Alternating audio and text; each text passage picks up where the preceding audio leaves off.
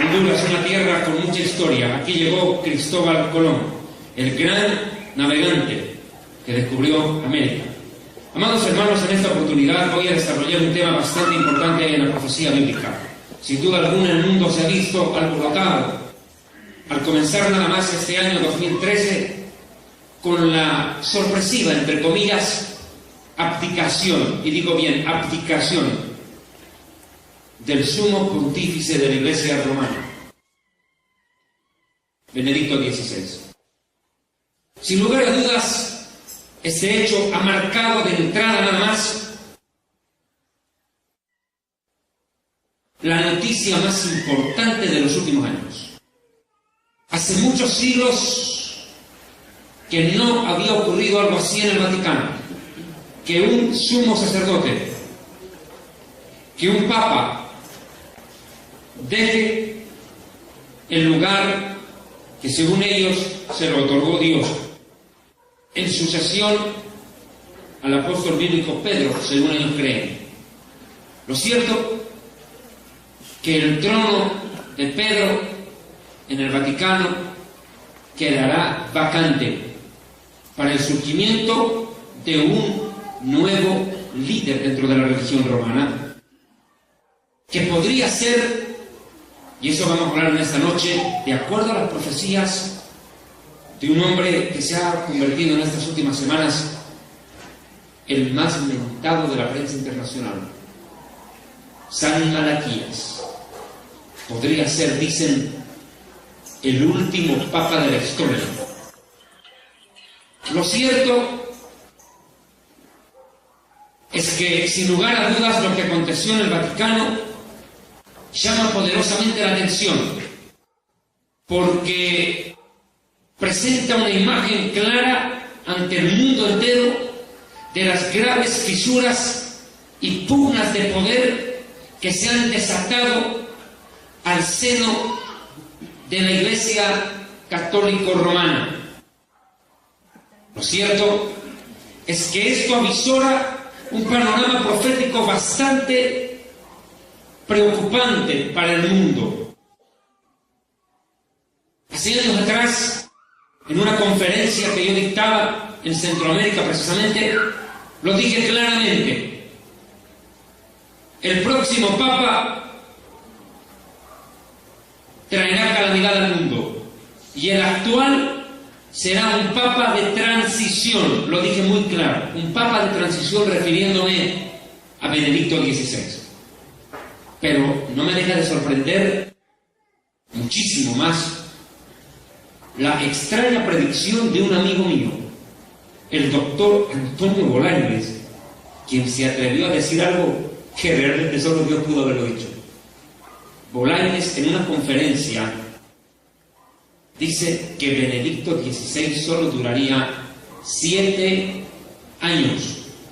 Y esa profecía la dio Bolaños en una conferencia hace bastantes años atrás, si mal no me equivoco, hace 5 años. Bolaños dijo textualmente que el Papa actual, Benedicto XVI, solo duraría en el pontificado 7 años. Y exactamente eso es lo que ha pasado. Una semana de años, 7 años, duró en el pontificado Benedicto XVI. Yo quiero dejar claro y mencionar lo siguiente. Yo, David Diamond, no creo en Nostradamus, no creo ni me rijo de acuerdo a las profecías de San Malaquías, pero mi deber como predicador y estudioso de las profecías bíblicas, expositor de este tema, es nutrirme de la información que está corriendo y que de pronto se convierte en noticia de primera mano para quienes sí lo creen. Y también es mi responsabilidad cotejar esas supuestas profecías o profecías afín a la luz de la Biblia. Es nuestro deber. Yo no estoy promoviendo ni a Nostradamus ni a San Malaquías. Yo predico la palabra profética más segura, a la cual hay que estar atentos, porque alumbra como una luz en medio de la oscuridad, como dice Pedro, y esa palabra profética más segura se llama la Biblia. ¿Cuánto cambia para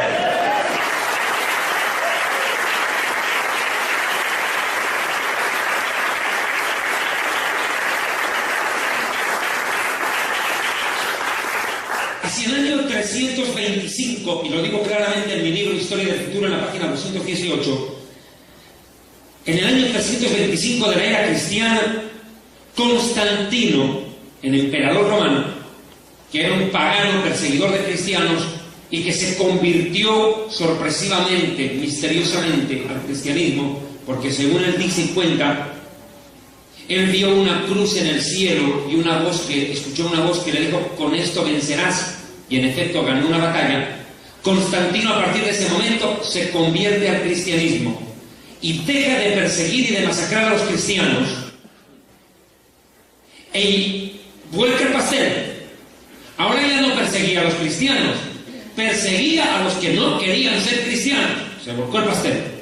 Y este emperador romano, Constantino, más que con el corazón, con el ojo político y el cerebro del estadista, dice: bueno, aquí en el Imperio Romano tengo demasiadas religiones, cada cual tiene su creencia, y encima surge el cristianismo, y el cristianismo está creciendo a una gran velocidad. Yo mato a un cristiano y se convierte en 10, es todo un problema para mí esta situación, no la puedo manejar. Entonces, dice él, en un excelente cálculo político, Constantino dice: ok, prefiero que todos se conviertan al cristianismo y no que el cristianismo me crezca, se me multiplique y me divida el imperio.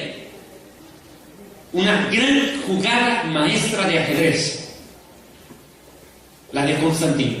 Dejar de perseguir al cristianismo, que era la religión que más crecía en el Imperio Romano, convertirse a ella y ordenar que todas las religiones se sometan a la misma, para mantener cohesionado políticamente, escuche bien, políticamente el Imperio Romano. Lo que les estoy diciendo es que la creación y el surgimiento de la Iglesia Católica Romana no fue una obra del Espíritu Santo, fue una decisión pragmática de un hombre con una capacidad política y visionaria impresionante. Definitivamente, lo que dio origen a la Iglesia romana fue el deseo y la ambición del poder político, no la dirección del Espíritu Santo. Constantino, el gobernador, decide crear una nueva religión, el Sacrosanto Imperio Romano, prácticamente. Y ya no los mantiene unidos bajo su figura política. A eso le añade otro factor: la religión, la espiritualidad. Entonces se convierte en la religión oficial del imperio, el cristianismo, pero un cristianismo idólatra y pagano, que nada tiene que ver con el cristianismo que predicó el Hijo de Dios. Nada tiene que ver. Y lo digo con todo respeto a mis amigos católicos. El catolicismo es una deformación espiritual y doctrinal del cristianismo bíblico. Es una deformación espiritual y doctrinal del verdadero cristianismo que predicó Jesús. Usted nunca va a ver en la Biblia a los apóstoles o al mismísimo Jesús yéndole a encender velas a la Virgencita y rezando el rosario. Es una lana, no existe en la Biblia. Es una deformación, porque la Biblia prohíbe eso, porque comete el delito o pecado de idolatría quienes lo practicaron. Ahora escuchen. Entonces Constantino, en el año 325, convoca a los más importantes jerarcas de su imperio en un concilio, al cual él denominó el Concilio de Nicea. Y es allí, en honor a la verdad de la historia, en el Concilio de Nicea, donde se reúnen para resolver los problemas teológicos que se habían suscitado dentro del imperio en el momento en que Constantino deja de perseguir cristianos para haberse convertido a la religión cristiana. Tiene que arreglar y recomponer. Decide unir en torno a él, en este concilio, la figura política que ya la tenía. Él ya tenía el poder político en el Imperio Romano, y dice: ahora voy a unir el poder espiritual, pero no se lo voy a delegar a otro, ahora lo voy a ejercer yo. Entonces Constantino asume el poder político y el poder religioso. O sea, lo que Jesús dijo, a él no le entró en el oído ni en la cabeza, menos en el corazón. Que al César se dé lo que es del César, y a Dios lo que se dé lo que es de Dios. que no se mezcle nunca la política con la religión. Porque cuando usted mezcla política con religión, usted está jugando con fuego. Y las cosas, cuando ocurren así, pierden el propósito para el cual fueron hechas por Dios. Fusionar la política con la religión es una aberración ante los ojos de Dios. Pero Constantino dice, a mí no me importa eso. Yo voy a crear mi propia versión del cristianismo, donde yo seré el César, el emperador, y al mismo tiempo el sumo sacerdote de la religión que acababa de crear. O sea, ahí por primera vez el primer papa es Constantino, nunca Pedro. Pedro, es más, ni se enteró que lo habían nombrado papa en vida. Muchos dicen, pero Pedro, sobre esta roca fundaré la iglesia, ¿no? ¿Cómo Jesús iba a poner a Pedro como responsable de la iglesia cuando Pedro a los 10 minutos lo negó 3 veces? ¿Cómo iba a endiosar a un hombre colocando sobre sus hombros la responsabilidad de la iglesia por todos los siglos? La declaración de Pedro, lo hemos dicho más de una vez en las conferencias, es el fundamento de la iglesia. La declaración de Pedro, no Pedro como persona. ¿Y qué fue lo que declaró Pedro cuando Jesús los reúne a sus discípulos y les dice, ¿quién dice la gente allá afuera que soy yo? Y le dice, bueno, unos dicen que tú eres Elías, otros dicen que eres Jeremías, inclusive que eres Juan, o uno de los profetas. Y Jesús les dice, o sea, no saben ni quién soy yo. Bueno, a ver, ¿y ustedes, discípulos, apóstoles, seguidores míos, quién creen que soy yo? Y Pedro levanta la voz en el cuello y dice, tú eres el Hijo de Dios, el Mesías, el Hijo de Dios viviente.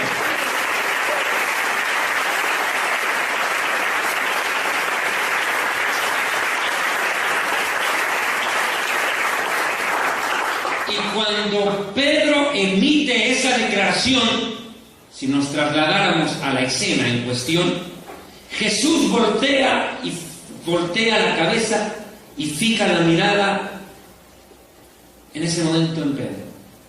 Y le dice, Pedro, lo que tú acabas de decir no te lo reveló ni carne ni sangre, ni teólogo, ni filósofo, ni intelectual, ni pensador. Te lo reveló mi Padre que está en los cielos. Y te digo, le dice, que tú eres Pedro, sí, tú eres Pedro, y sobre esta roca, ¿cuál es la roca? Lo que acababa de decir Pedro. La roca sobre la cual está fundamentada la iglesia no es Pedro, sino lo que acababa de decir Pedro. ¿Qué cree la iglesia? Que Jesús es el Mesías, es el Hijo de Dios. Ese es el fundamento. Por ende, Pedro no pudo haber sido papa jamás. Y le voy a explicar algunos datos más. Pedro no fue el primer papa. Definitivamente, el pasaje bíblico apunta en el idioma original a todo, menos a que Pedro haya sido declarado por el mismísimo Jesús como papa. Eso no cabe en ningún momento en el contexto escritural de la Biblia. Es más, el mismo apóstol Pedro se encargó de desmentir el papado al cual le quieren hacer cargo los líderes religiosos de Roma. ¿En qué momento el apóstol Pedro niega ser el papa? En 1 de Pedro 2:4, Pedro dice, acercándose a Jesús, la piedra viva, desechada ciertamente por los hombres, mas para Dios escogida y preciosa. Es el mismo apóstol Pedro, en la primera epístola, que se encarga de desmentir, de decir, yo no soy el líder de la iglesia. La piedra no soy yo, la piedra viva es él, el Hijo de la vida.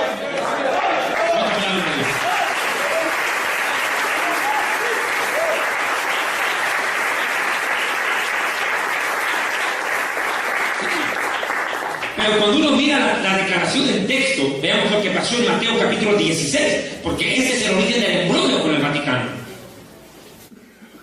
En Mateo capítulo 16, versículo 15, precisamente se da la escena esa. Veamos, recordémosla, retrocedemos un poco el asunto al momento en el cual Jesús y Pedro conversan. Dice, Jesús les dijo a sus discípulos, ¿y vosotros? ¿Quién decís que soy yo? Respondiendo Simón Pedro le dijo, tú eres el Mesías. Partamos de él. El Mesías. Atahu Ha-Mashiach. Le dicen en hebreo. Tú eres el Mesías. ¿Y qué es el Mesías? Si no fue precisamente el personaje más esperado en la historia de Israel. Hasta el día de hoy mi pueblo sigue esperando al Mesías. Muy pocos lo reconocieron. Y los que lo reconocieron, lo hacen ahí en ese mismo momento, a través de Pedro. Pedro reconoce en Yeshua, en Jesús, al Mesías esperado por la nación de Israel, al verdadero Mesías prometido por el Dios vivo y verdadero, el Santo de Israel, el Dios de Abraham, de Isaac y de Jacob, el Dios de nuestros padres. Pedro observa y dice, Él es el Mesías, pero no lo dice por sí mismo, sino por una obra del Espíritu Santo. Y no se conforma con reconocer el mesianismo de Yeshua, que es mucho decir. No, añade otra declaración. Vea, es que lo que dijo Pedro no es cualquier cosa. Tú eres el Mesías, el Hijo del Dios viviente. Tremenda declaración. El Hijo del Dios viviente, el unigénito. Entonces le respondió Yeshua, bienaventurado eres, Simón bar Yona, Simón hijo de Yona, de Jonás, porque no te lo reveló ni teólogo ni filósofo, lo dije, ni carne ni sangre. Esto no te lo reveló ningún intelectual. Esto no lo has ido a aprender a la universidad, sino mi Padre que está en los cielos. Mi Padre, mi Papa, mi Abba. Después voy a explicar la palabra Papa. Y yo también te digo, tú eres Pedro. Ok, si yo soy el Mesías, el Hijo de Dios, tú eres Pedro. Y sobre esta roca, lo que tú acabas de decir y que te lo reveló mi Padre, sobre lo que te acaba de revelar mi Padre en el corazón, y tú lo acabas de decir por tus labios, sobre esa roca, tu declaración, Pedro, edificaré mi iglesia. No sobre ti, Pedro, sino sobre lo que acabas de decir, sobre esa declaración, sobre esa verdad que trascenderá la eternidad, que yo soy el Mesías, el Hijo de Dios.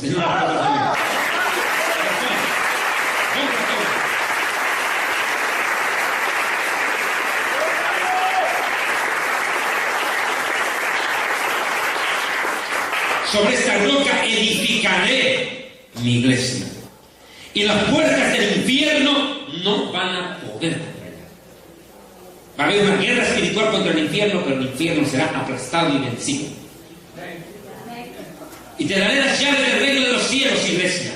Y todo lo que atares en la tierra será atado en los cielos, y todo lo que desatares en la tierra será desatado en los cielos. No le dice a Pedro que va a estar amarrando y desamarrando.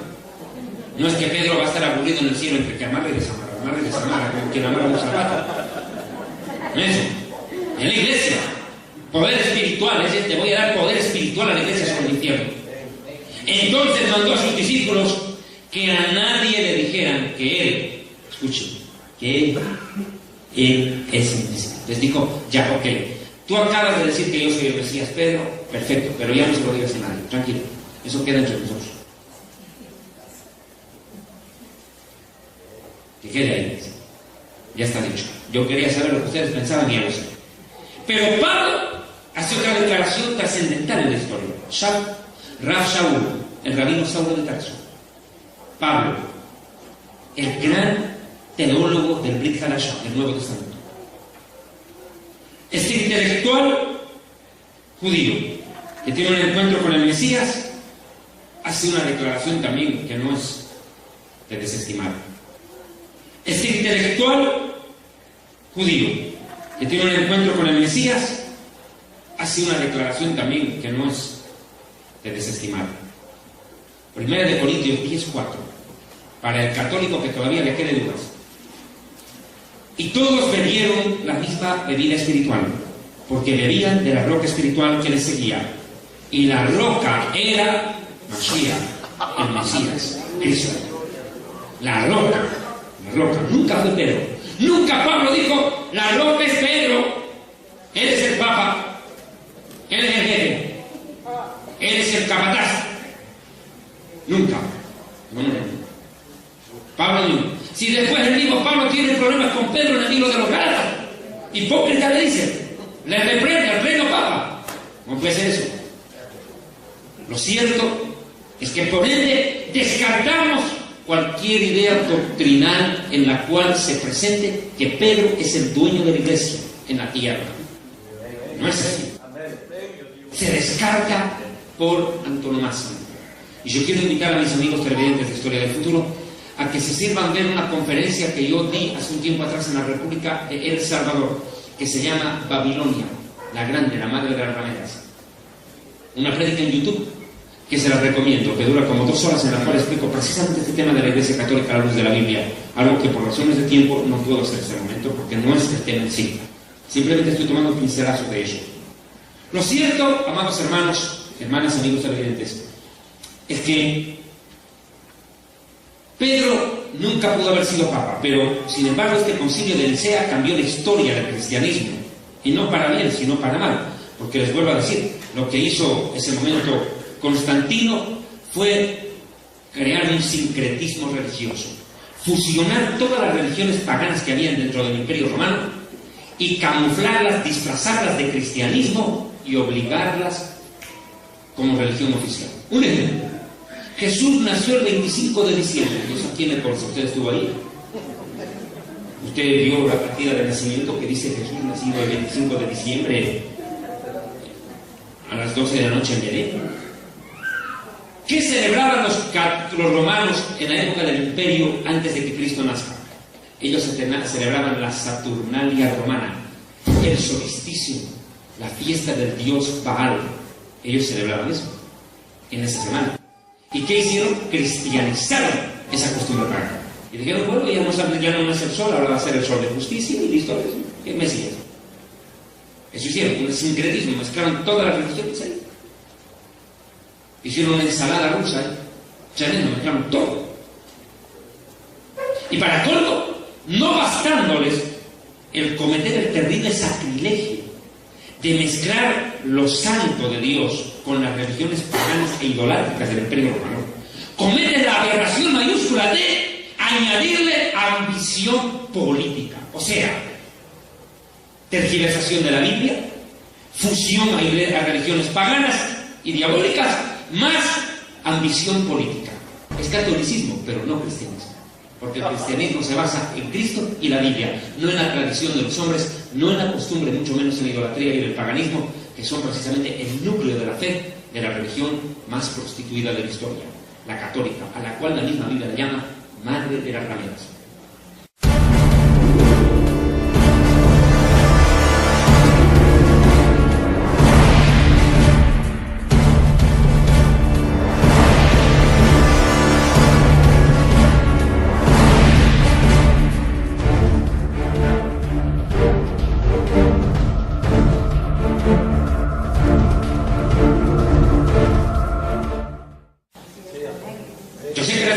Que estoy haciendo pueden sonar duras a los oídos de mis amigos católicos, pero lo lamento, mis amigos, mi deber es golpear con la verdad, no acariciar con la mentira.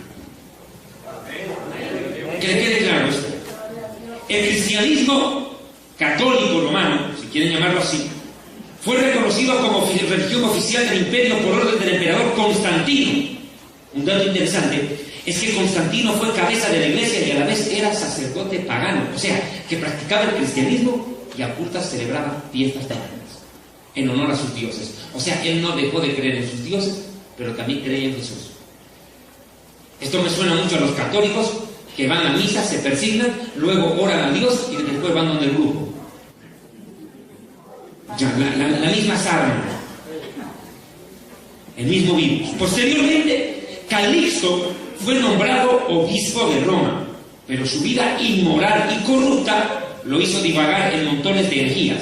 A raíz de esto, el catolicismo se contaminó por completo y surge el papado como fusión del catolicismo con el paganismo más la mitología greco-romana. Esto es importante.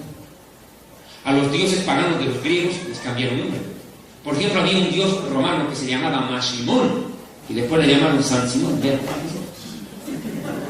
Expertos. Ahora, Pedro, ¿por qué no pudo haber sido papa? Primero, porque ya se había muerto mucho antes de que Constantino nazca. Pedro muere antes del año 70, cuando se destruye el templo de Jerusalén. y Constantino aparece en el 300. O sea, Pedro nunca pudo haber estado presente en su coronación de papa. Lo repito, ni se enteró que lo habían declarado papa. Menos mal, lo escuchó en la mala noticia. Pero Pedro no pudo haber sido papa porque para ser papa había que ser cura. ¿O no? Un católico de calle no puede ser papa, tiene que ser un cura. Pero para ser cura hay que ser célibe, no hay que tener esposa. Sin embargo, Pedro tuvo suegra.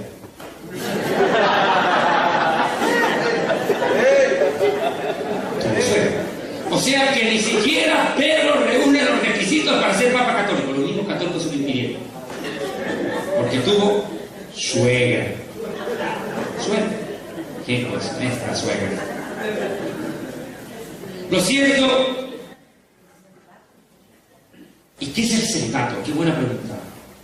Es la abstinencia de relaciones sexuales de un hombre con una mujer para obedecer a Dios y dedicarse por completo al servicio del Creador. Eso es, pero por imposición. Y la Biblia, ¿sabe cómo le llama? Doctrina del demonio. Primera Timoteo 4, versos 1 en adelante. Pero el Espíritu dice claramente que en los últimos días algunos hombres apostatarán de la fe, escuchando a doctrinas de demonios y espíritus de engaño, de hombres que, teniendo cautelizada la conciencia, prohibirán casarse. Prohibirán casarse. O sea que el celibato por imposición no es lo que le agrade a Dios. Y producto de eso, tienen lo que tienen. Si hombres casados que tienen esposa caen en relaciones sexuales ilícitas, imaginen estos tipos que no tienen don de continencia. Terrible. Si el rey David, siendo el rey David un hombre adorador, lleno del Espíritu Santo, en algún momento llegó a caer en adulterio, imagínense estos pobres curitas. Terrible. Lo cierto es de que, en honor a la verdad, ¿quién fue el primer papa al que se le dio el título de papa? ¿A quién? ¿A quién?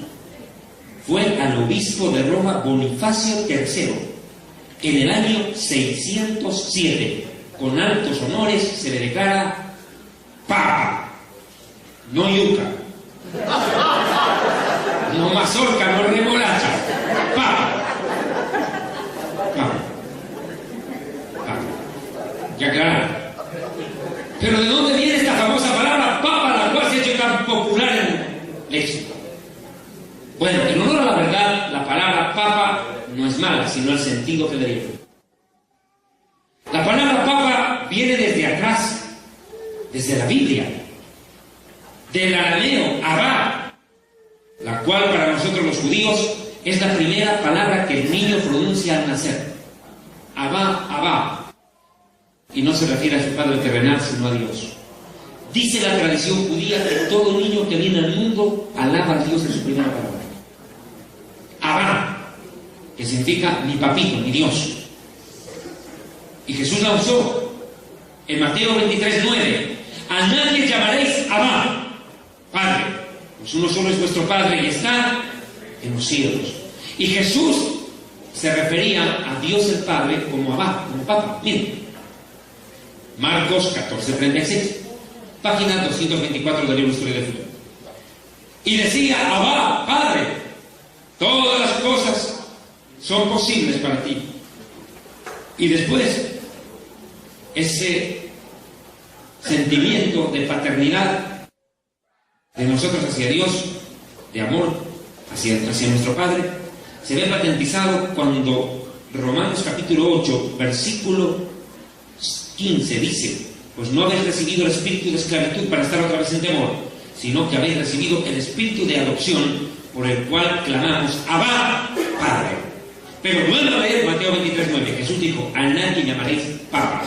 La palabra Abba en hebreo, perdón, en arameo, es traducida al latín como Papa y se le atribuye al líder de la Iglesia romana, algo que por demás es una herejía, porque Jesús está diciendo que ese título solo le pertenece a Dios el Padre. Yo no tengo problema en decirle padre a mi papá terrenal, pues tú tampoco, eres el papá, está bien, pero no en el sentido espiritual. Por ende, cuando un evangélico dice mi pastor es mi padre espiritual, está tan pagano, idólatra y loco como el católico que le dice padre al padre. Comete el mismo error. Ya no es el tatacura, ahora es el tatapastor. El taita. Porque el padre de los espíritus es Dios. La Biblia lo dice. El padre de los espíritus. Ahora aquí quiero llegar a esto.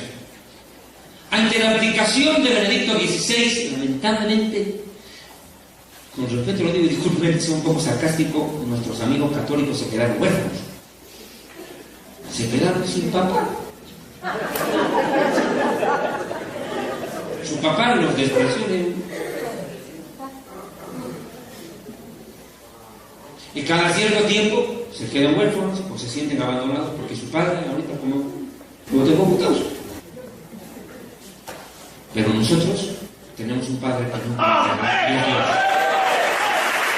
Gloria a Dios el Padre, al Dios vivo y verdadero, al Creador del universo, al Padre de nuestro Señor, es nuestro Padre. Que no es un papá que se muere o que renuncia a su lugar de papá.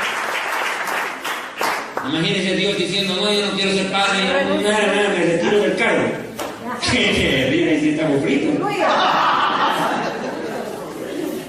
Aleluya. Mis amigos católicos se quedaron en pocas palabras. Bueno, mire, pero la Iglesia romana, con este Papa, le ha tocado bailar con la más fea. Quiero hablar acerca de las profecías de este hombre llamado San Malaquías. ¿Quién fue este personaje? ¿De dónde salió?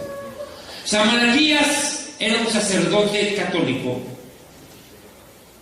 que recibió una supuesta revelación del Espíritu de Dios. Aquí yo hago una puntualización. Personalmente, el Espíritu Santo no le dirigiría en una revelación de semejante tamaño a un idólatra. Eso yo tengo claro. El Espíritu Santo, cuando se reveló o Dios habló algo a alguien, dice la Biblia que Dios habló a los santos hombres. Santos, no idolatras. Vean el libro de Pedro, se lo voy a demostrar, porque yo quiero que me entiendan cómo es que llega una profecía. No es que una profecía viene porque usted se comió 4 tallarines, 8 cerdos, 27 patos y se pegó 8 naranjas y 9 vasos de leche y recibió una profecía. O sea, eso está bien que lo predique Cashmuna, Guillermo Maldonado, que entonces se tragarán que los tipos reciben revelaciones, pero más que diabólicas. Estamos hablando de revelación de verdad, no payasada. Mire lo que dice la Biblia. ¿Cómo es que llega una profecía? Mire, segunda de Pedro capítulo 1 cuenta cómo es que llegan las profecías y a quiénes le vienen. Segunda de Pedro, y no es Pedro Picapiedras, justo. Segunda de Pedro 1, verso 19. Tenemos también la palabra profética, más segura, la cual hacéis bien en estar atentos como una antorcha que alumbra el lugar oscuro, hasta que el día esclarezca y el lucero de la mañana salga en vuestros corazones. Entendiendo primero esto, 2 puntos, clave esto, póngale cuidado amigo, que ninguna profecía de la Escritura es de interpretación privada. O sea que nadie puede agarrar un versículo de la Biblia y decir, esto Dios lo dijo por mí. Eso solo lo pudo haber dicho el Mesías. Y Yeshua lo dijo. Cuando desenrolla el libro del profeta Isaías y dice, el Espíritu del Señor está sobre mí por cuanto me ha ungido a predicar buenas nuevas a los abatidos, Jesús dice, esto habla de mí. Pero Él es quien para decirlo. Pero surge un loco, trastornado, diabólico, llamado José Luis Miranda, de la secta 666, creciendo en desgracia, digo en gracia. Pero este personaje, este loco de acá, agarra un versículo de la Biblia en el libro de Timoteo que dice, porque hay un solo Dios y un solo mediador entre Dios y los hombres, Jesucristo hombre. Y dice, yo soy Jesucristo hombre, de mi alma. ¿Qué te fumaste? ¿Qué se habrá fumado? ¿Qué cosa habrá inhalado esa persona antes de decir semejante locura? O sea, la profecía no es de interpretación privada. No es que yo agarro un versículo de la Biblia y digo, no, es que Isaías hablaba de David año. Jeremías hablaba de David año. No, eso no se puede. Yo no puedo interpretar como privada una profecía escrita. Eso no es de interpretación privada. Porque nunca, ponga cuidado, nunca es nunca, pues, la profecía fue traída por voluntad humana, sino que los santos hombres de Dios, santos hombres de Dios, no dicen religiosos idólatras, dice santos hombres, hablaron siendo inspirados no por la Virgen María, ni por la Virgen de Fátima, ni por la Guadalupe, ni la de Suyapa, ni por la Virgen de Copacabana, ninguna virgen, siendo inspirados no por la Virgen Gabriel, siendo inspirados por el Espíritu Santo. O sea, que claro el requisito: santos hombres de Dios, inspirados por el Espíritu Santo. Quien no cumple esos requisitos de santo hombre de Dios más Espíritu Santo es un falso profeta. Y más aún, quien practicare una religión tan antagónica a la Biblia como el catolicismo idólatra.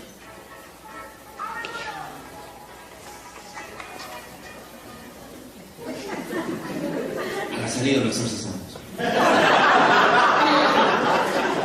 Por lo menos su celular es apostólico.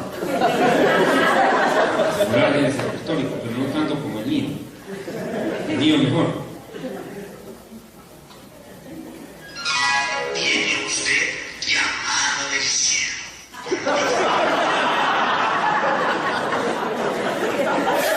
Cómprate uno como el mío.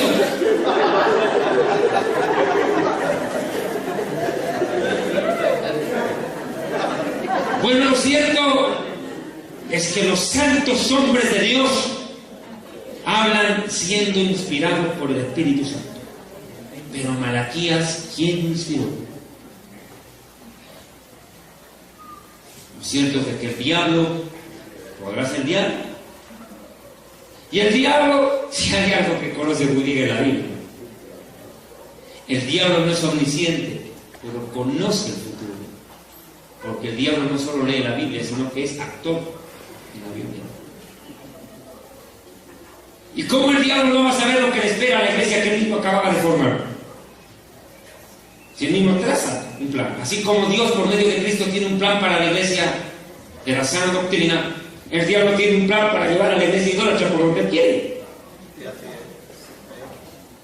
Lo cierto es de que San Malaquías, lo sepa o no lo sepa, este personaje anuncia el surgimiento de 112 papas en la historia romana.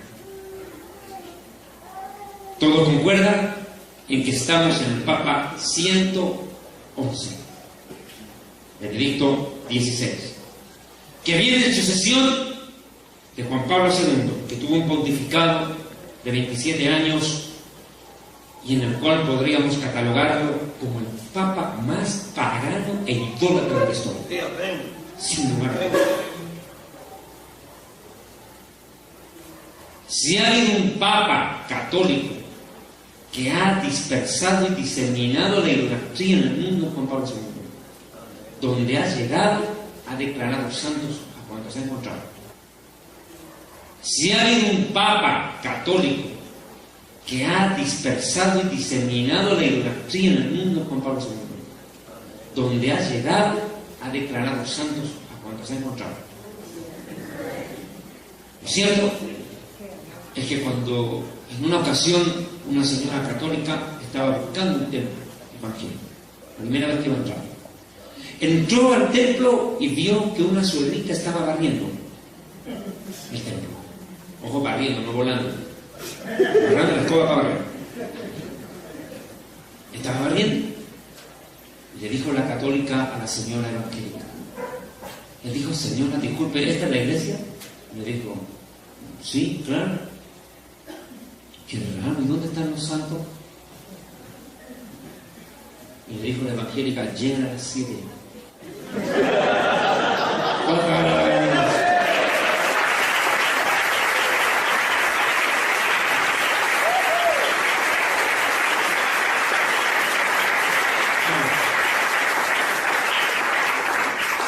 Es que en la iglesia falsa los santos son de mentirita, son muñequitos. El juguetón, juguetería. En cambio, en la iglesia que ama y teme a Dios, donde está el Espíritu Santo, los santos son aquellos que han nacido de nuevo, santificados en la sangre del Cordero.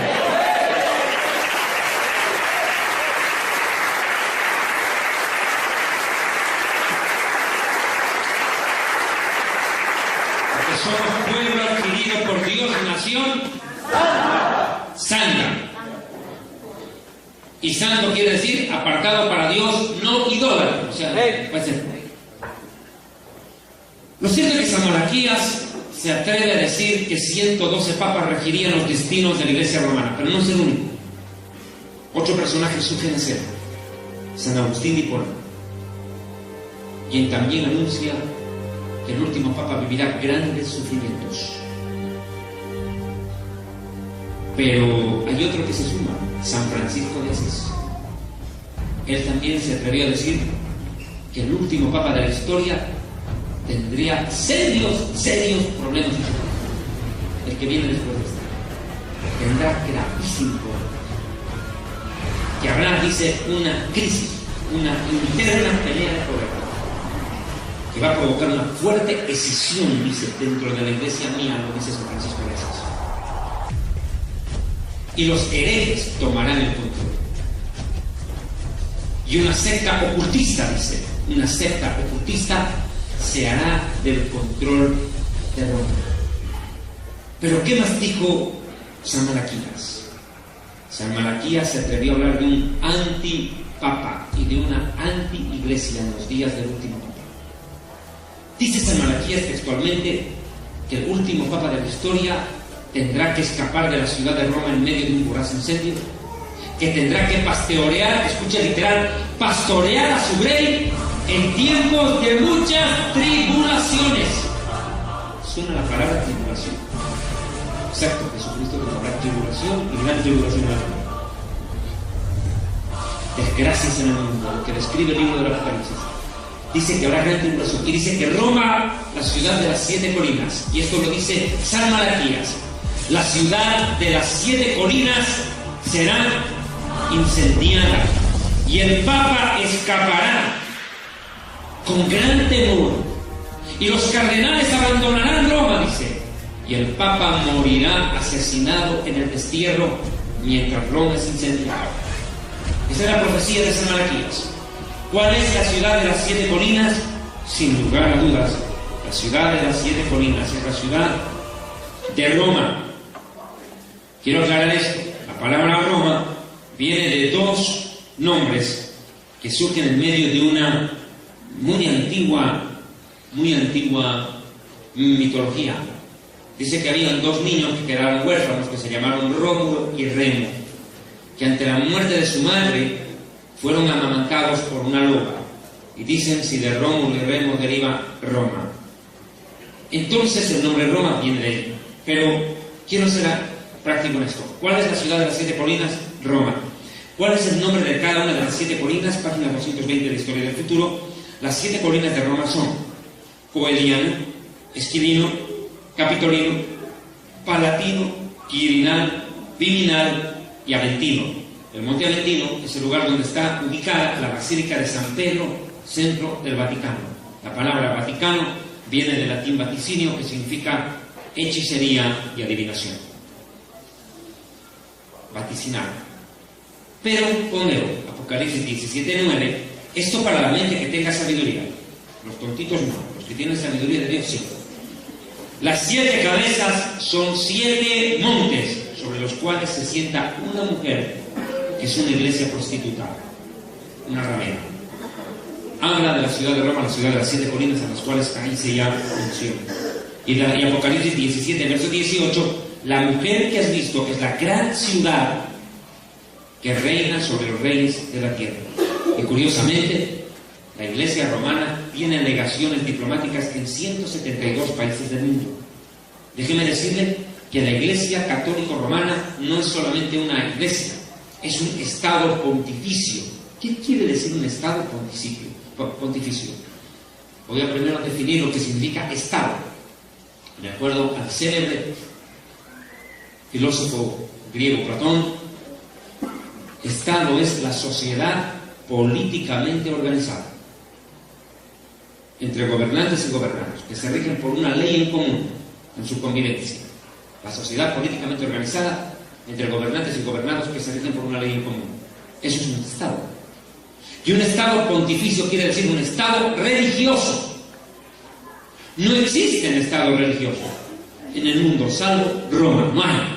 Ni siquiera la Meca en Arabia Saudita para los musulmanes es un Estado religioso. Simplemente es una ciudad religiosa donde van y peregrinan. Pero no es una ciudad o un país religioso como en el caso del Vaticano. El Vaticano es un Estado, es decir, un país que tiene no un presidente, a diferencia de nosotros. El Vaticano no tiene presidente de la República, no tiene primer ministro, no, lo que tiene es rey. Rey tiene. Es igual que el rey de España, la reina de Inglaterra, el rey del Vaticano. Se llama, en este caso, Benedicto XVI. Es un rey, él no tiene un presidente. Por eso, aprovecho la aclaración, no se puede hablar de una renuncia del Papa en Roma. No se puede llamar renuncia, porque renuncia es un término que se aplica de presidentes para abajo. Pero los reyes nunca renuncian. Se llama abdicación. Abdicación. Y lo que ha habido en Roma en estos días es una abdicación papal, no una renuncia. No es que el Papa ha renunciado, ¿no? El Papa nunca renunció, abdicó, es otra cosa. Ese es el verbo correcto, abdicar, porque se refiere a un rey. ¿Cuáles son las razones que llevan a Benedicto XVI a dimitir? A abdicar. Muchísimas razones. Sin lugar a dudas, una terrible pelea interna dentro del seno del imperio religioso de Roma. Unas declaraciones sorprendentes le han dado la vuelta al mundo. Las de un periodista en la RT, que vinieron como una confirmación a lo que yo desde un principio entendí. Y lo digo con todo respeto y sencillez ante Dios y ante ustedes. Cuando yo leo la noticia de la abdicación del Papa en el internet, lo primero que yo entiendo es que esto es un golpe de Estado. Literalmente lo que ha habido es, escúcheme bien, un golpe de Estado silencioso, orquestado desde lo más lúgubre, lo más profundo de la codicia y la ambición de poder que hay en algunos clérigos romanos que quieren hacerse control del papado. Porque Benedicto XVI no renuncia ni por enfermo ni por viejo, aunque se sabe que secretamente el año pasado él fue operado del corazón y le cambiaron las baterías del marcapaso. Nadie en el mundo se enteró de eso. Ahora recién salió a luz que se había operado. Había pasado por cirugía. Nadie se enteró. Pero lo cierto es que salió 0 kilómetros de la operación. O sea, que el Papa estaba en la plenitud de su vitalidad después de esa operación. Él estaba en la capacidad de seguir al mando del Vaticano.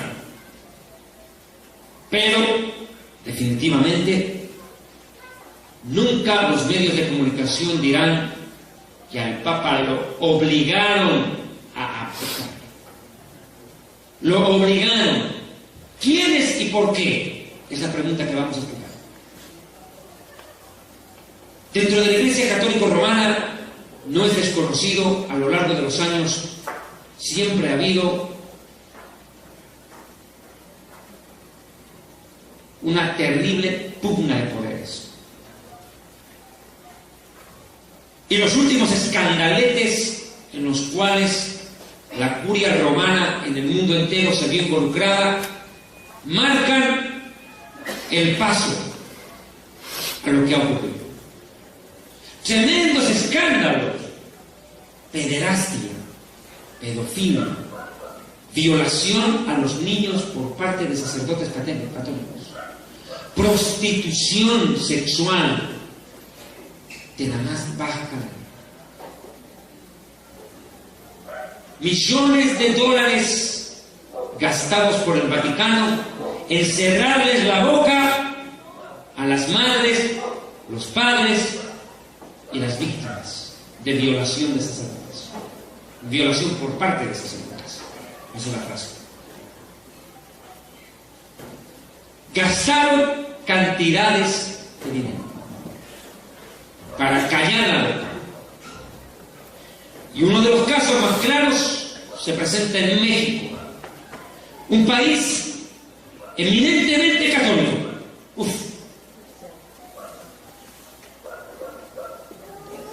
México, un país tan pegado al catolicismo romano que, como dijo alguna vez un escritor, que cuando le da gripe al Papa, los mexicanos son los que estornudan.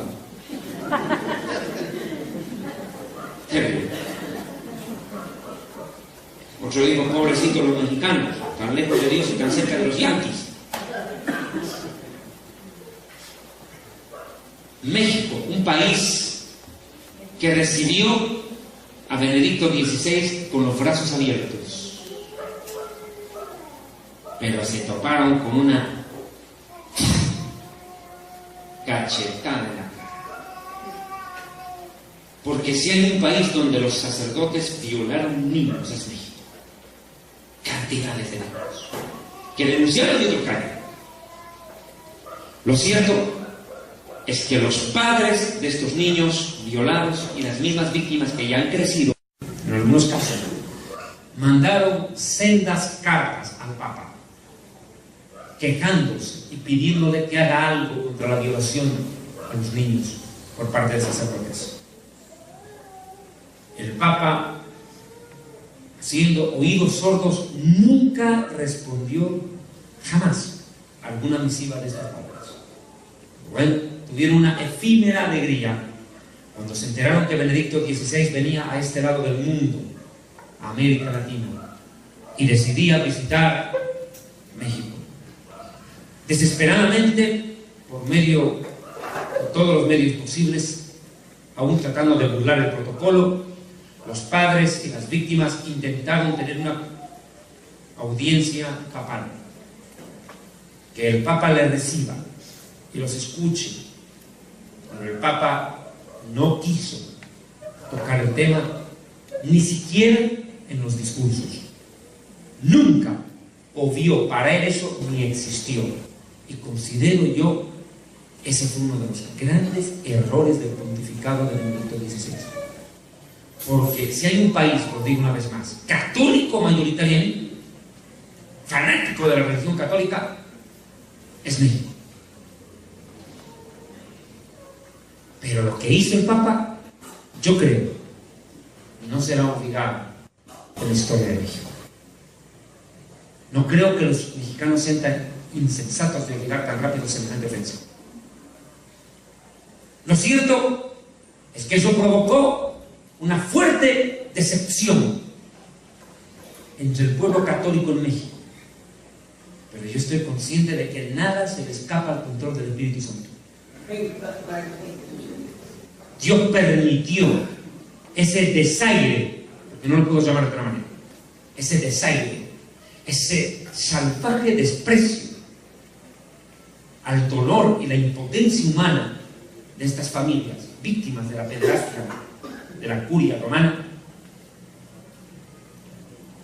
para que los ojos de miles de católicos se abran de repente y vuelquen sus ojos, ya no al Papa, sino al Papa.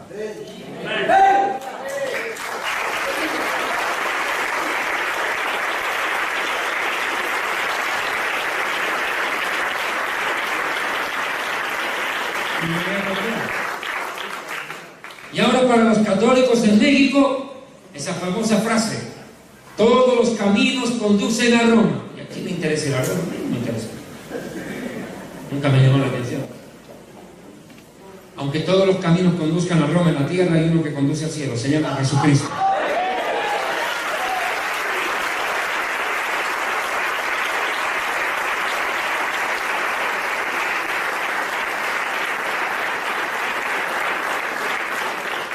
Hay otro factor acá mismo.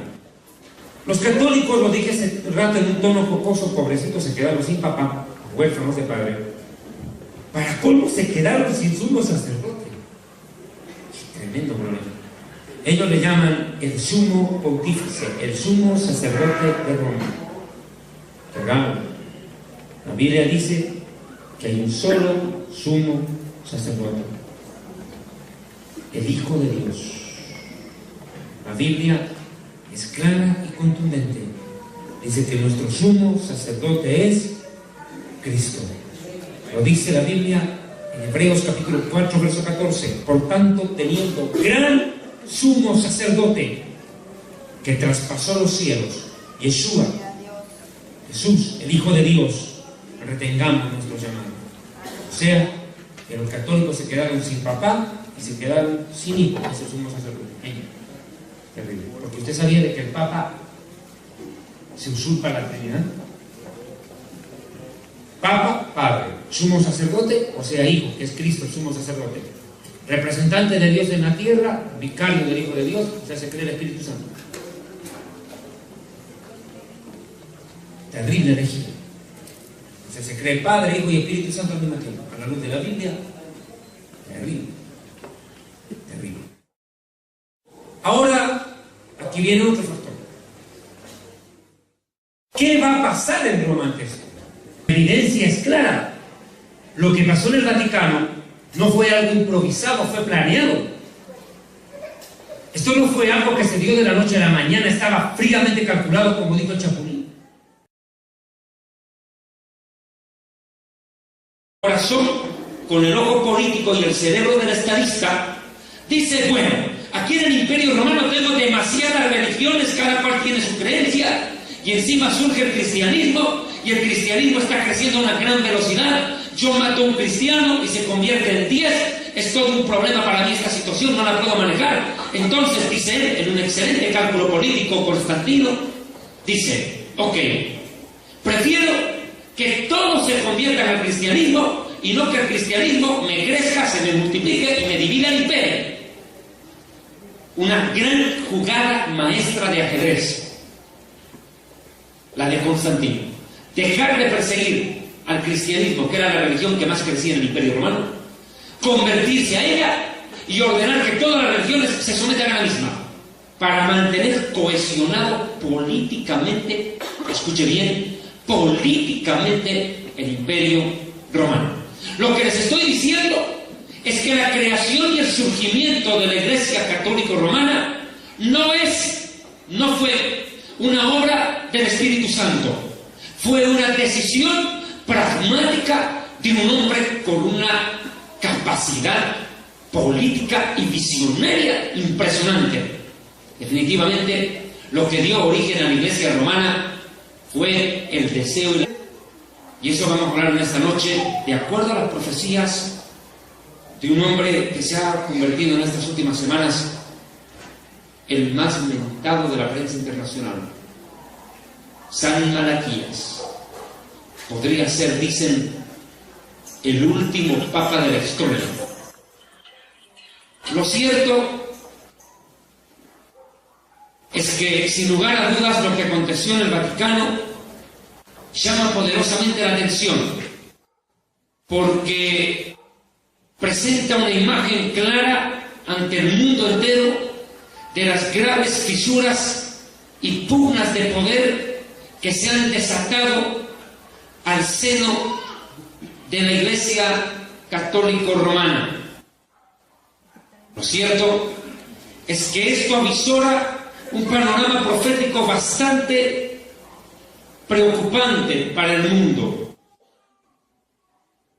Hace años atrás, en una conferencia que yo dictaba en Centroamérica precisamente, lo dije claramente: el próximo Papa traerá calamidad al mundo y el actual será un Papa de transición. Lo dije muy claro, un Papa de transición, refiriéndome a Benedicto XVI. Pero es nuestro deber. Yo no estoy promoviendo ni a Nostradamus ni a San Malaquías. Yo predico la palabra profética más segura, a la cual hay que estar atentos, porque alumbra como una luz en medio de la oscuridad, como dice Pedro, y esa palabra profética más segura se llama la Biblia. ¿Cuánto campo para ti?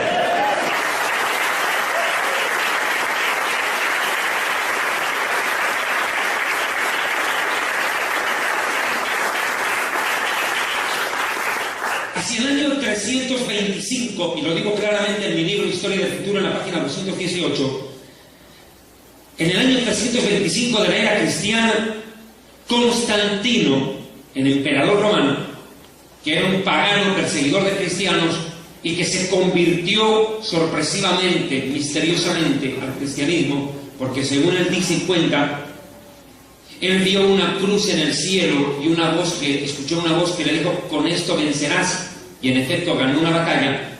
Constantino, a partir de ese momento, se convierte al cristianismo y deja de perseguir y de masacrar a los cristianos y vuelca el pastel. Ahora ya no perseguía a los cristianos, perseguía a los que no querían ser cristianos. Se volcó el pastel.